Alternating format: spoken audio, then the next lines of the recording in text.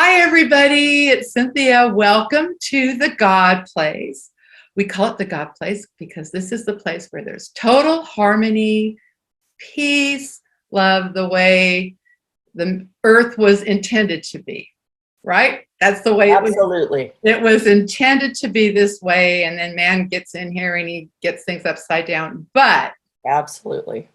let me tell you who we have today. This is Anita Swift. And the way I met Anita was I was sitting in the San Angelo airport, and she had a t-shirt on, was white with bright blue letters that said, "God bless John Wayne." Well, my dad's name is Duke. He's a big guy. We've been John Wayne fans all our lives. And I looked at her and I said, "Heck yeah, God bless John Wayne." And she said, "I'm his granddaughter. I'm his first granddaughter." I said, "What? Oh my gosh." And she says, "I don't usually tell people that." You said that. That's right. That's right. But we instantly, we had like what, a 20-minute conversation? Yeah, and it got pretty deep too. It got very deep because we found out we knew the same people. That's right. James Bacon would tell me stories. James Bacon was a syndicated writer for the Herald Examiner, and he would tell me about how they would go down to San Juan Capistrano every year and watch the swallows come in, right? And so James and I were friends when I started my career in Los Angeles, and so we were just like talking like, it was like we were friends, but we didn't know it or something. Exactly. Right? It's like we knew each other for a long time. It was great. So I'm going to let you get started with this. And I did a lot of research on my book, Diamond, and learned all kinds of things about the Duke and why he was called the Duke. Right. And it's very probable that the Duke knew my grandfather, because Duke, for sure, who's also Duke, and maybe that's why my grandfather named my dad Duke, because he used to hang out the movie sets, which Anita will tell you about that, and this big dog and all of this. And so she's going to tell you the story, and I'll just let you go. Okay. And then I want you to just, after we talk about all that, I want you to tell us what it was like to be the granddaughter of the Duke. Go ahead. So I'll start out with, he was born in Winterset, Iowa. My grandfather, Marion Morrison, and he moved out to the high desert in California, Palmdale, and they were going to farm there. But when they got there, they figured out that they couldn't grow anything out there. So they moved down to Glendale, California, where he went to grammar school, high school, and then ultimately to USC. But when he was a little boy, he had this Airedale named Duke, and he would walk by the fire station every day. And so the firemen started calling him Little Duke. So that's how my grandfather got his nickname Duke. And so he did, you always knew if somebody knew him or not, if they called him Duke. If they called him Duke, they were a friend. If they called him John, then, and to get that name Duke was a lot better than walking around with the name Marion. As a young boy, that would definitely, not be the best. Exactly. My dad was Roland. Same story. Same thing. Same thing. That Duke is a lot better. It's a lot better for a football player and a dude. Yeah, exactly. So that's how he got his nickname Duke. And so moving on to me growing up as the Duke's granddaughter, well, all I can tell you is it was a fabulous. Lucky me. I was born in this family, and we are a very close-knit family. We're huge, but we're very close-knit. And when I was growing up, I was living in the San Fernando Valley. We lived with him for 2 years when I was born until I was 2, because my parents were building a house nearby. So I spent a lot of wonderful, wonderful time with him. And in the San Fernando Valley, it's out by where all the studios are. So there were a lot of people who were in the movie business, and kids that I was growing up with. Clark Gable's son. My best friend was Alfred Hitchcock's granddaughter. So, and I went to grammar school and high school and college with her. So, when I was growing up was when all The Birds and Psycho, all those movies were out. And, Alfred Hitchcock was like, wow, the master of suspense. But he would be over at her house every Sunday that he was in town for dinner. So I saw him a lot more than I saw my grandfather sometimes. And I always thought, oh my gosh, this guy is a real movie guy, And then I thought, my grandfather, well, he was a movie star, but he's just like a cowboy guy. So but the best was when he won his Oscar for True Grit. I was over at their house the next Sunday, and he turned to me and he said, please tell your grandfather congratulations on his award. He should have gotten it much sooner. So I'm like, whoa, my grandfather's really cool. I mean, I thought he was cool because I got to go on his boat over to Catalina all the time, or down to Mexico. And he was, he just loved he loved kids. He really did love kids, and loved teaching them how to play cards and all of that. And so my mother was from his first marriage to Josephine Wayne, and they had 4 children. And then then he had 3 more with Pilar Wayne. And so the 3 that are younger are my age.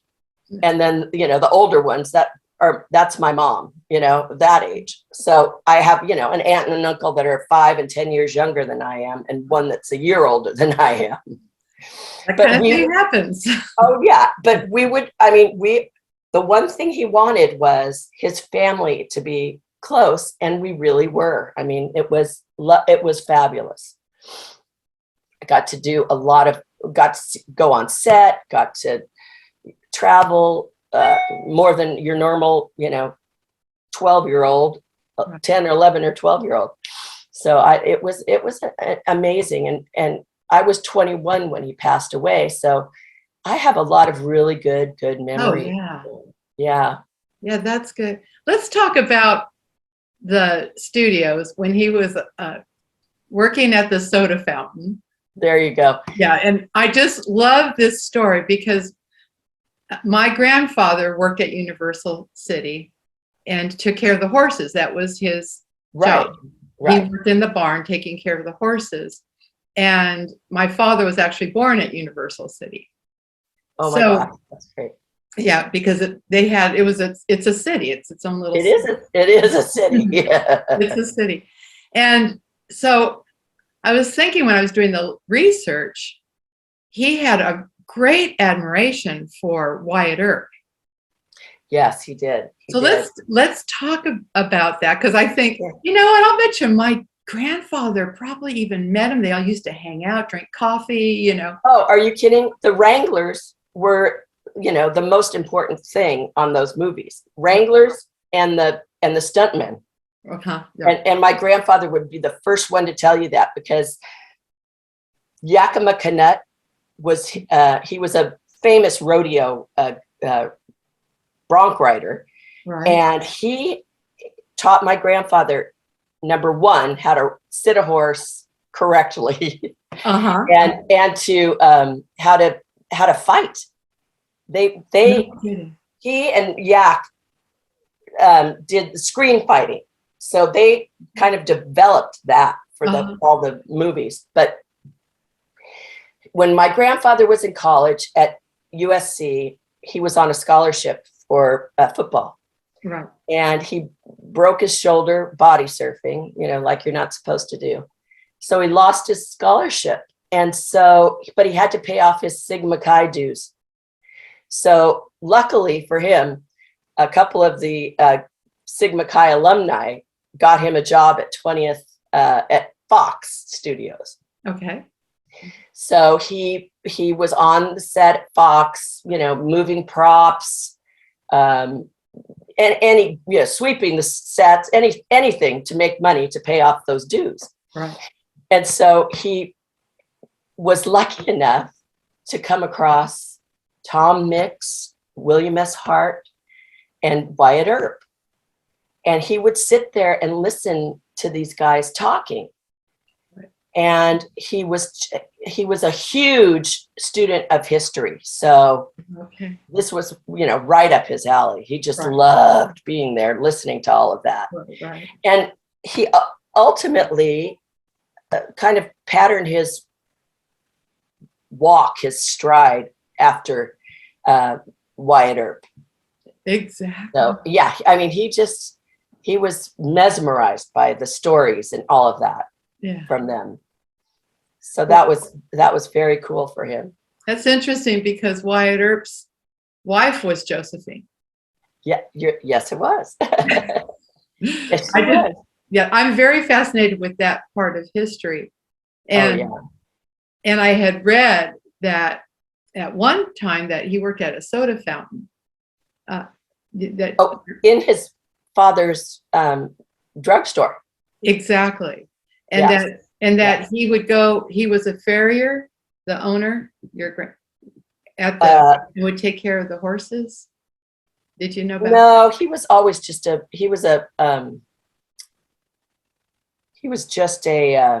pharmacist. Oh, I see. Okay. My great grandfather. Oh, okay. Okay. But my grandfather, he met all kinds of people. Right. Yeah, I could see that way. I could that see. that was a good little way to get to know people. Right. So yeah. There goes mine. Okay. So now, do you have some stories, like some stories that he would tell you? Oh, well, one of his favorite stories was when he was coming out here from Iowa, and he was on the back of his train. Right. And he was, as they were coming through the Rockies.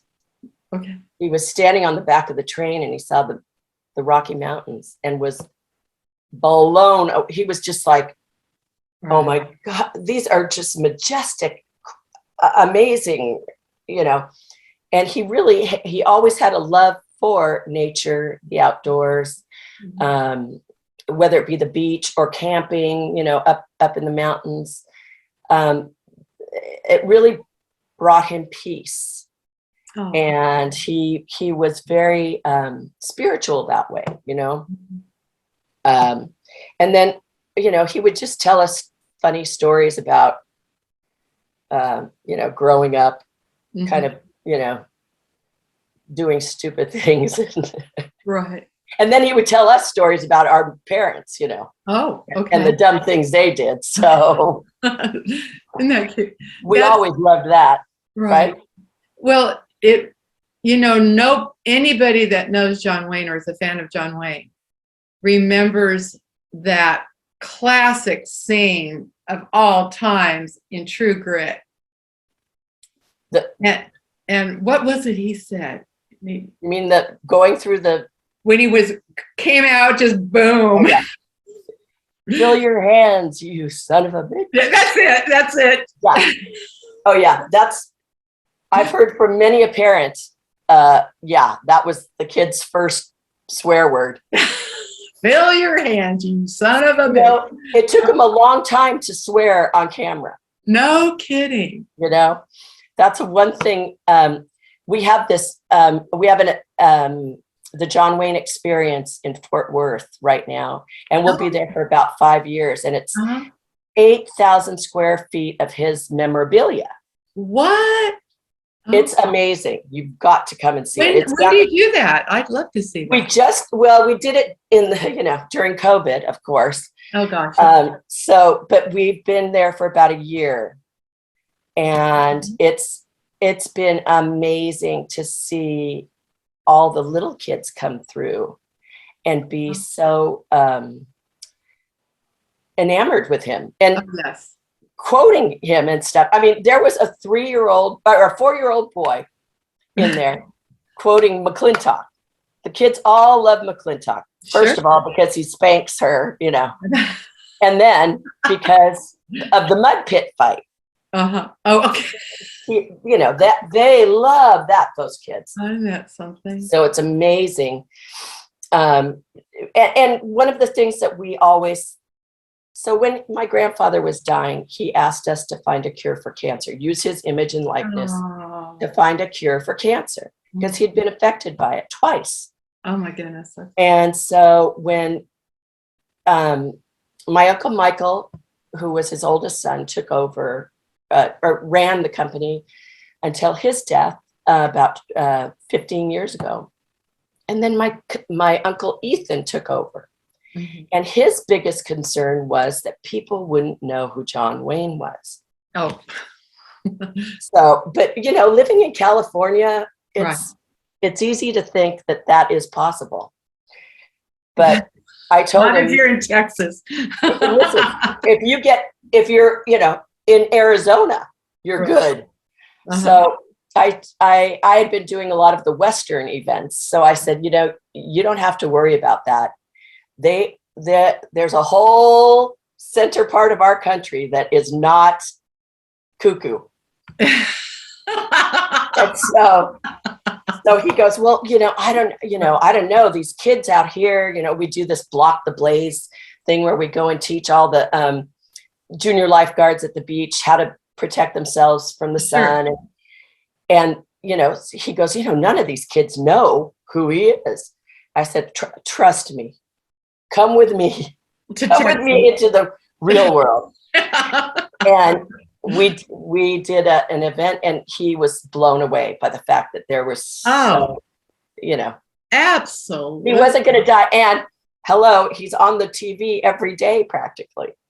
I always say there are princesses, and then there was Princess Diana. There are singers, and then there was Elvis, right? Right. Yes. You know what I'm saying?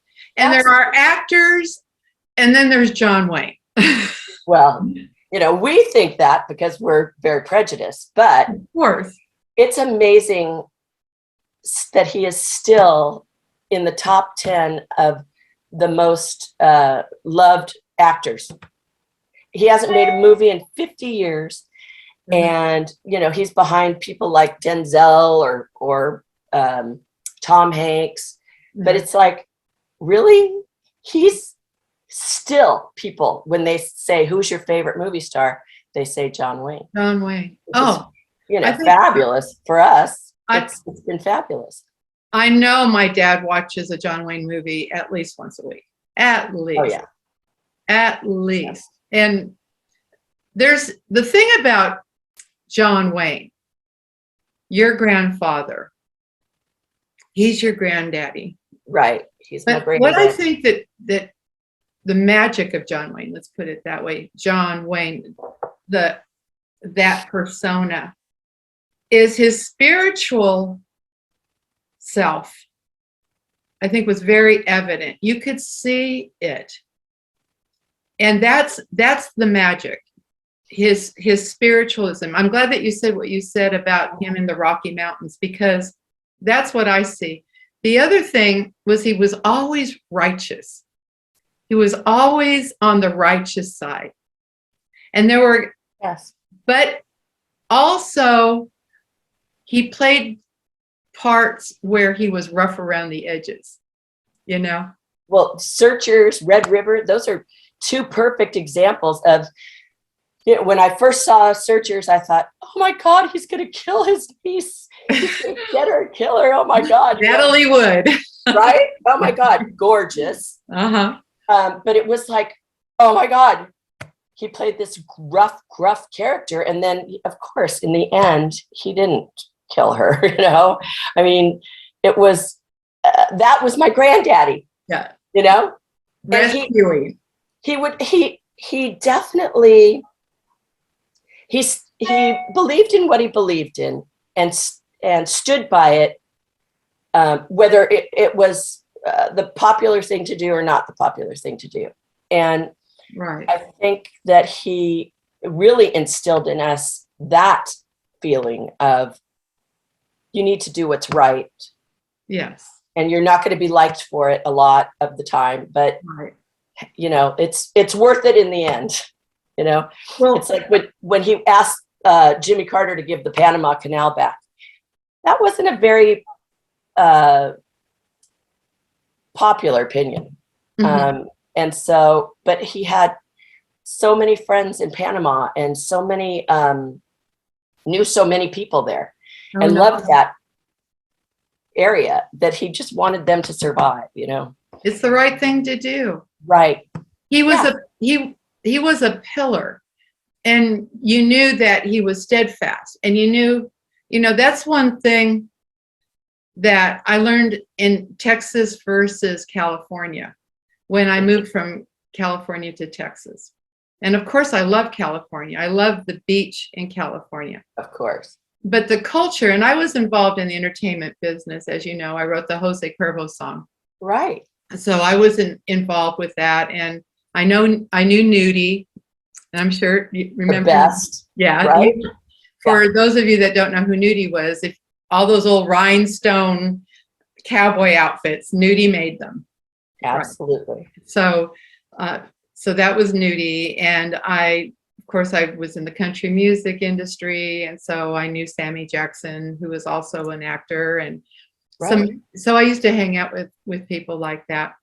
One thing that happens in the California culture that doesn't happen here is in Texas is, you know, I would say, oh, let's do lunch. Something like that. Because it seemed like the right thing to say. Right. That means maybe, maybe not. Here you say, let's do lunch. They make a date and they do lunch. Right. Exactly. I mean, it's a very simple thing, but that was what your grandfather was. Absolutely. Yeah. That if he said something, it wasn't maybe, it wasn't with a maybe attitude, or it sounds good at the time. Right. It was, you could take it to the bank. Right. He showed that in his movies. I think so too. And that's called integrity.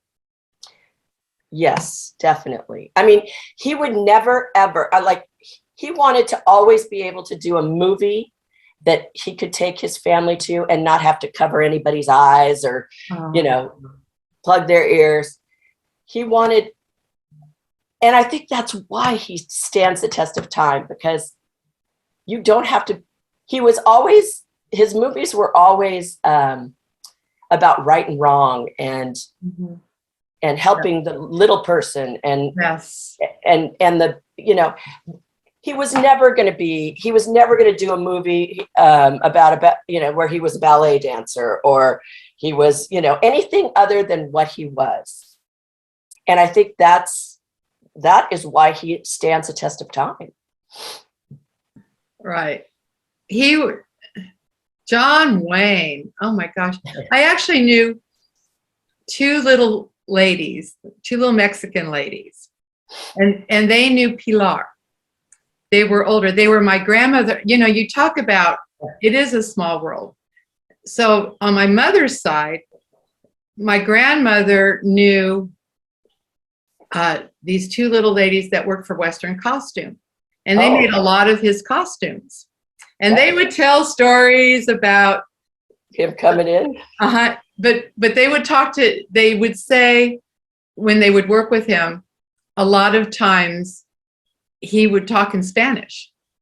Yes, he spoke Spanish. Yes. Yeah. He loved Mexico. Loved it. So yeah, he could speak Spanish. Yeah. and they would talk about that. Isn't that funny? I just had a memory of that, Yeah. about John Wayne, and that is, yeah. And that is, he people, nowadays in the press and stuff, they bring up stuff that, happened 70 years ago now. And they don't realize that, the stuff that my grandfather said that was like, when every president came into office, whether they were a Democrat or a Republican, he would send a letter saying, I'm your loyal opposition, or, I'm whatever, and I'm here to help you. Whatever you need, I'm here to help you. And he and Jimmy Carter were very good friends. And No kidding. people are always shocked, and it's like, in those days, you could actually disagree with somebody without lighting the world on fire. Exactly. Like, wow, I can have a different opinion and still be a friend to you, Well, that is the mission of people that want to control people, is to divide them and to make them enemies of each other. Right. They Absolutely. love that. Yeah. And the devil's definitely in that process. Right. And exactly. And I've been very lucky through this whole goofiness going on with the pandemic and all, and our politics and everything, that I haven't lost any friends or family, because love is the highest power. It's the strongest power there is. And I just focus on that. And luckily, so do people I know, even though we see something different. They would people would much rather be with someone who is positive. Right. Or, or can see past the bleakness. Right. To something positive happening. And I think that's a fabulous trait to have, Cindy. And right. You have it in spades. I mean, you're just, you are such a positive person. Oh, thank you. Yeah. Thank you. I don't like, my family's accused me of being Pollyanna. There could be worse things you could be. And I love the fact that they even know that phrase. But being Pollyanna, we remember Haley Mills and absolutely, totally. Yeah, of course. But Pollyanna to me is a compliment. Good. But being Pollyanna sometimes can make people angry. Sometimes people want. Oh yeah, they want to strangle you because you're. and actually, Anita, that's why I started this whole podcast, because I've been nudged by whatever the Holy Spirit, whatever you want to call it. I don't know what it is, but I've just had this in my voice. Cindy, start bringing some positive. Let's get back into what makes us happy. Let's get it back into love. Love your neighbor as yourself, all of those wonderful things, that kind of. And how lucky are we to be living in this country where we can say what we want without fear of a bomb coming down on us or I mean, we're very, very we are so lucky. And I think yes. The regular mainstream news just keeps shoving the horror stories on us and really leaves out the good part.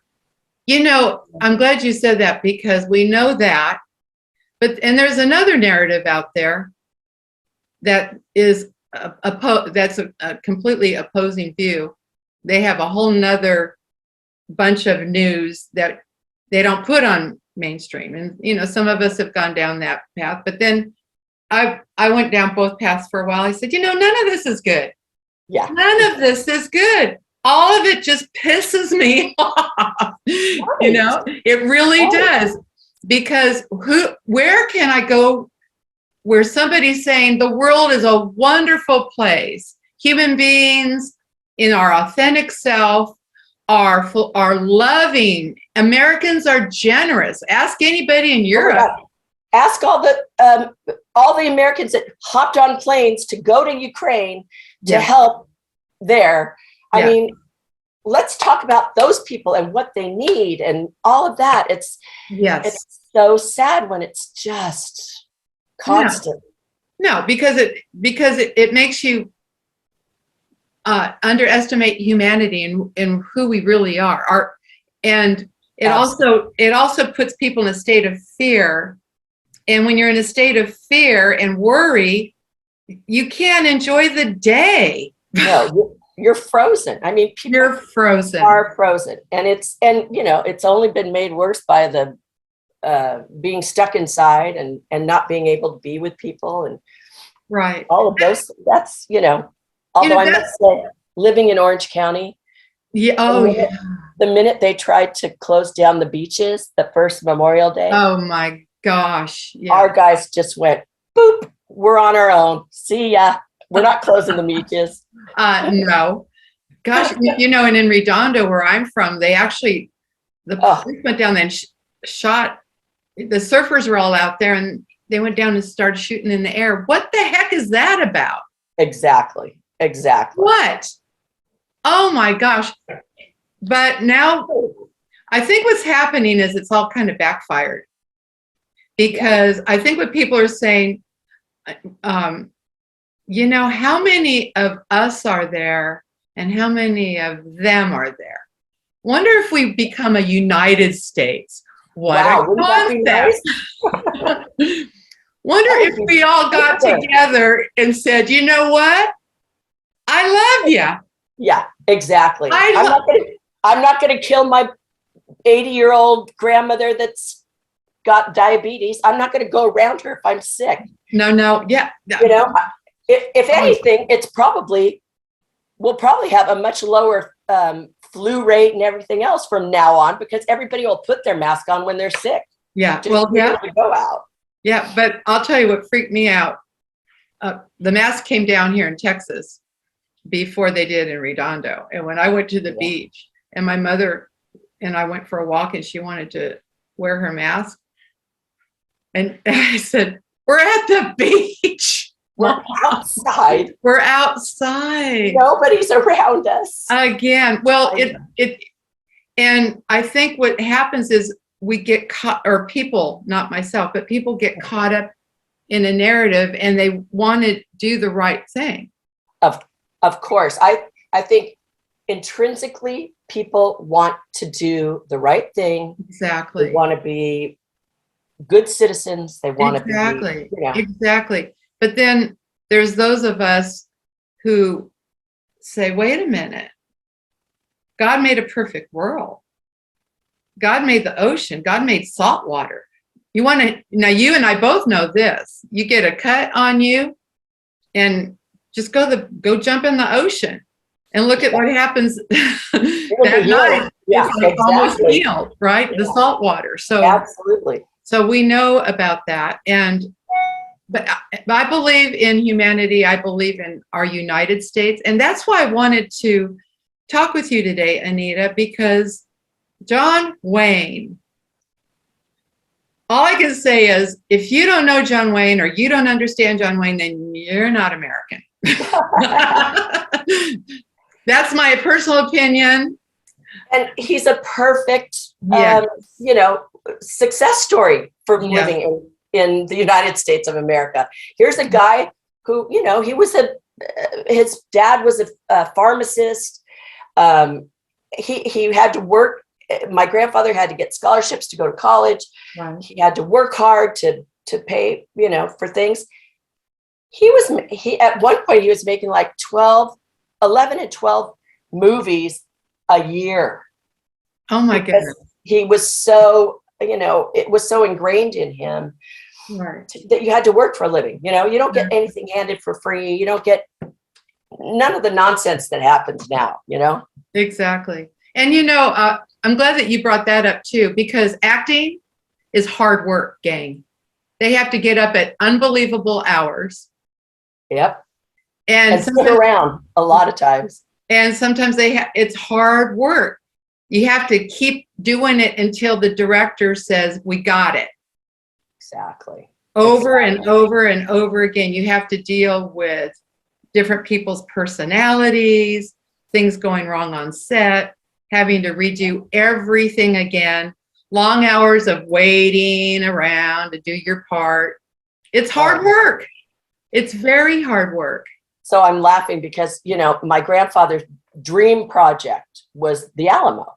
Oh, yeah. I mean, that story was so amazing to him.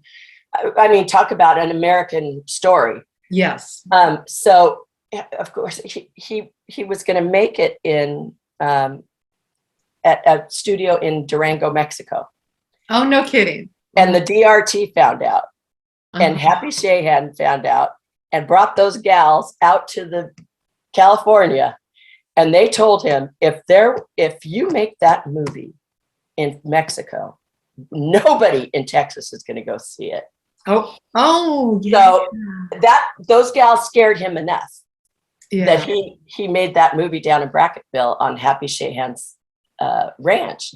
Oh, no kidding. But I always say that was my mother and my first and last John Wayne movie that we were ever in. Oh, Because you were in the movie? oh yeah, I was 2 years old. Uh-huh. And you know, when everybody's leaving the fort, Uh-huh. all the women and children are leaving the fort, Right. and my mother is in a wagon, and I'm on her lap, Uh-huh. and this man comes up and says, you know, I don't have anyone to say goodbye to. Can I say goodbye to you? Uh-huh. And my mother's one line was, surely. And apparently my grandfather said, I spent more money on that scene than I did on the Mexican army coming up. Uh-huh. Because he goes, my mother sounded like a man when she said surely. And then I threw up on the guy. So yeah, that's you know, the movie business is tough. You can't go up, you can't. I love that story. So Isn't that great? At the Alamo, of course, you know, I live in Texas, and right. and the Alamo's been in trouble lately because people are challenging this and that, you know, that kind of thing. Oh yeah. No, they took it over, right? The parks department took it over from those gals. The My grandfather would not have argued with them, let me tell you. Yeah, no kidding. But you're right. So basically, the whole Texas spirit and the whole idea of the Alamo, it was really kind of what's interesting about that is I'm actually thinking of the OK Corral at the same time. Yeah. Because yeah, what happens is there's an ego that happens with people in charge. Absolutely. And that's what happened at the Alamo. Santana decided he was just going to go show those Texans who's in charge. Right. This little guy, right? Right.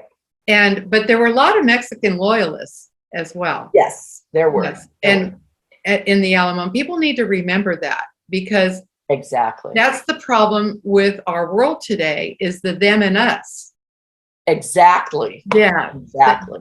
Cut it out, man. We're all human beings.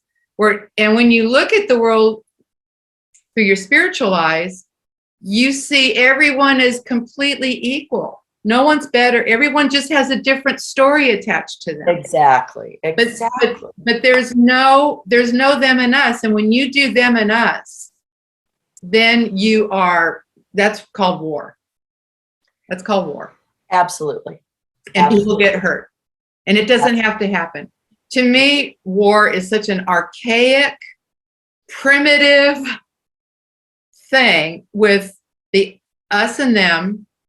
And so what happened with Wyatt Earp, the OK Corral, that was the same thing. So Santa Anna decided to bring 3,500 of his army and surrounded these poor guys. There was like 200 of them. Exactly.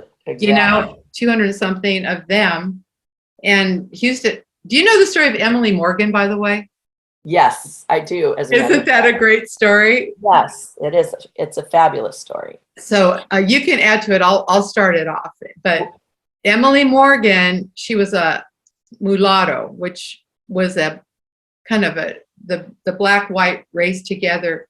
They have kind of a yellowish tint to their skin. Beautiful, beautiful, beautiful girl. And Santana took a fancy to her. But she was a Texas loyalist. And she got word to Sam Houston that she was going to keep him busy in the tent during siesta time when San Jacinto happened. So after the Alamo, and that was remember the Alamo, remember the Alamo. Right. In San Jacinto, it took 18 minutes for them to win that one. Yeah. Yeah. And then thank you, Emily. Yeah, and Santa Ana was actually, or Santa Ana. Yeah. Yeah. Okay, whatever. Yeah. Anyway, he was found in his silky underwear about 2 or 3 days later. Way to go, Emily. That's what I call the power of a woman right there. That's right. You know it. You know it. That's a woman's that's why they keep us out of all the big stuff. You're exactly right. You know, because, hey, guess what? We've actually solved a few problems. Oh, yeah. Right? Or the woman is the one whispering into the man's ear. Absolutely. Well, yep. There's always a great woman behind a great man, for sure. And I have to say this about President Trump. I'm going to go there for a minute. Okay. Because he's so controversial. But, you know, my thing is I always want to be with the guy who won't run out the back door in a bar fight, you know? True. Absolutely. You might not like him, but you're going to be okay. He's got your back. Someone should have taken that darn phone away from him. That's all. Oh, I know. He got a little carried away. But the thing, so I started looking for things I liked about him. And one thing that I liked is he would mention talking to his wife. He goes, yeah, after I do these speeches, I get on the phone with her and I say, how'd I do? Yeah. And she would give me her opinion and say, honey, you weren't very presidential. You shouldn't have done that, you know, or you should have done that. I love it. So you could see him refining that through his, I saw a big change in him throughout his presidency. He started, I think people like that live in a bubble. And I think what happened was he started talking to regular folks.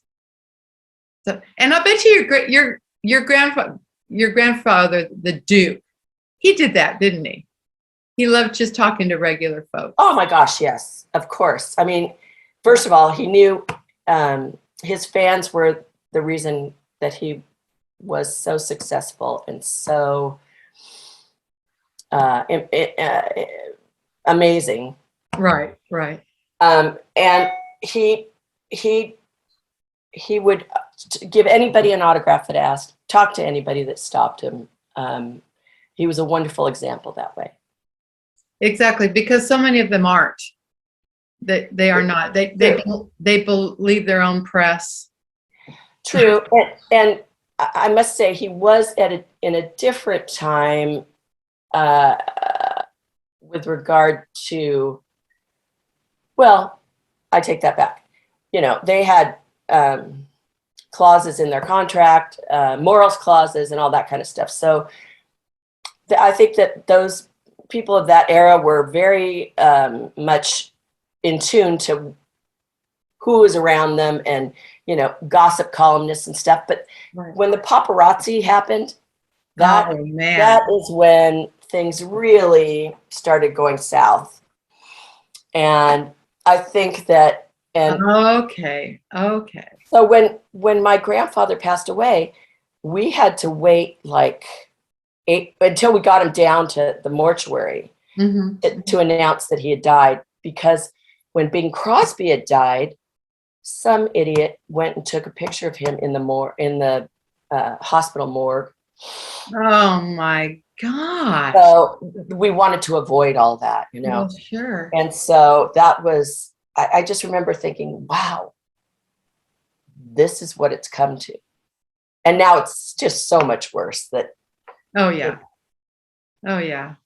I used to hang out. So James Bacon actually introduced me to Pat Buttram. Remember? Such a nice man. Yeah. Pat was, and he used to love to drag me around to the Hollywood parties. And what I would notice is that the paparazzi or the same people were at the carpet every time. Yeah. It was all the same people. Same group. Uh-huh. The same group of people. And they all, I'll tell you, trust me, when James Bacon and my grandfather were together somewhere, they weren't just sitting sipping tea. They were probably pounding some drinks, playing some cards, talking a lot of nonsense. But, they didn't, I don't know, they didn't write about the mean stuff, they were. No, James was a neat guy. I liked him a lot. He took me over to the Playboy Mansion one time. George Burns was having a birthday party. Yeah, and I went over there. He took us over there, so I got to go in the caves. That was one thing. Knowing Pat and James, is they used to kind of introduce me to things, and I enjoyed watching or meeting people and doing all of that. But like you said, at the end of the day, people are people. They're people. But then, like I said, then you've got actors and you have John Wayne. Gosh, stop. I was looking at different people that do poems or whatever. Right. Online, getting ready for this interview. Yeah. And when I was looking for John Wayne, and then I said the American flag, the thing that he did, the Alamo speech, these different things like this. Well, right in there with him was Johnny Cash. So you know how, like, when you're on YouTube and you're watching one thing, another thing will come up that's like it. Right. And that was another one who just was just a dude. Yeah. And really, I mean, he was what he was. He never hid anything. He certainly was vocal about his use of drugs and everything else, his whole entire career, which I think endeared him to the people. I mean, he was real. He's a guy who, has the same problems I do, It was funny. I saw Johnny Cash when I lived in Tennessee. We were at Sam's and he was chasing his little grandson around right there in front of me. Right. And I'm just going, oh my gosh, there's Johnny Cash. And we're sitting right there, and he looked at me, he goes, how you doing? And I said, hi, I'm Cindy, because I thought, and I already know who you are. Right. I would have melted on the floor if he says, hello, I'm Johnny Cash. Right. Of course. I would have just, whatever. But I didn't have the nerve to tell him that I wrote Jose Cuervo, and he would have loved it. God, he totally would have loved it. He would have loved it if I had said, I write songs too. Have you ever heard Jose Cuervo? He would have loved that. And I know that now, but I was so in awe of this. Of course. Another man who had such a patriotic spirit, and he had quite a story with him as well. Let's talk about your charity. Sure. We have the John Wayne Cancer Foundation, which we set up when my grandfather passed away. So anything we license, that money goes to this foundation. And from that foundation, we support the research and the training of surgical oncologists. And we've trained over 180 of them, and they're all over the country and actually the world now. So, and we were at St. John's Hospital in Santa Monica, but we were there for 40 years, I think it was. Right. But we got canceled. And so now we are in the beautiful state of Texas at Texas Tech. We have we'll have 2 fellows there. That's a great fit for you. Oh, Great. absolutely. And Fort Worth. Fort Worth, isn't that a cool place to go? You go see those Longhorns going down the street. They're not canceling us anytime soon. Oh no, I'll bet. They probably the other place is at UCI in Orange County. Right. And then we'll have 2 fellows there as well. So, and then we also do Block the Blaze, which is a skin cancer prevention program. What a cool name for that. Yeah, no, it's awesome. I mean, if your Boy Scout troop or your school or your camp wants us to send them we send sunscreen, a hat, and we'll send somebody out to talk to them about, keeping that sunscreen on and taking care of them. Yeah, we talked earlier about baby oil. Did you put iodine in your baby oil? Just and the foil thing. Oh yeah, the foil. And then of terrible. Now I put sun in my hair. Did you do sun in? Oh, I did sun in. And when you have dark hair, it turns orange. So that wasn't very good. So now you were telling me about an 8,000 square foot something up in Fort Worth. Okay. We have the John Wayne Experience, it's called. Oh, how fun. Okay. And it's 8,000 square feet of John Wayne memorabilia. So we took all our stuff that we had here and moved it out there. And it's an amazing interactive exhibit that I think at last count, there were 125,000 people that had walked through the exhibit itself.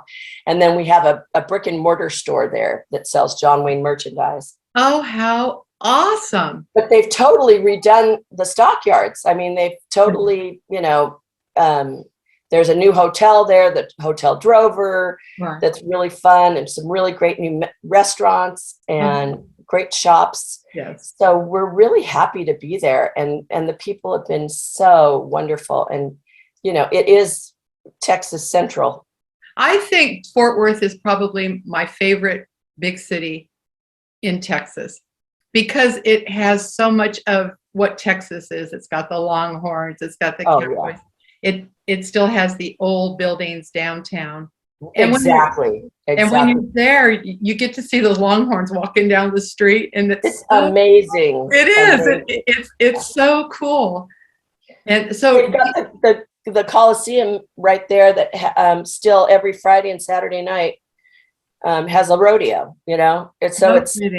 It never stops. The Cowboys are always there. That's for sure. Okay, we just had our rodeo here in San Angelo. I think it's going on right now. I sang at it last weekend. Yeah. Fun. Yeah. I like to sing. I wrote a lot of cowboy songs, and I've done a lot of other stuff since Jose Cuervo. But I always loved those cowboys. I actually married one. There you go. Right. Right. So what are the websites that people can visit if they want to participate? If they'd like to find out more about what we do with the foundation, it's johnwayne.org. And then if they want to find out about the experience, it's johnwayne.com. No kidding. Yeah, easy. That is easy. Oh my gosh, this has been so extra fun. Is there anything that you'd like to tell everybody in the spirit of the Duke? Of the Duke? Yeah, be nice to your neighbor and be true to your word. Be true. Those are 2 things he lived by. So, yeah. Be nice to your neighbor and true to your word. Yes, he is the epitome of integrity. He was that in his movies, and when you see him. Yeah, he definitely, that was his rule in life, and it served him well. That was the Duke. Thank you, Anita. Yeah. I hope I get to see you again. And when I come to Redondo, I'll give you a shout. I'll come down. Absolutely. Okay. Absolutely. Thank you. Love you, big. Okay. Love you. Thank you.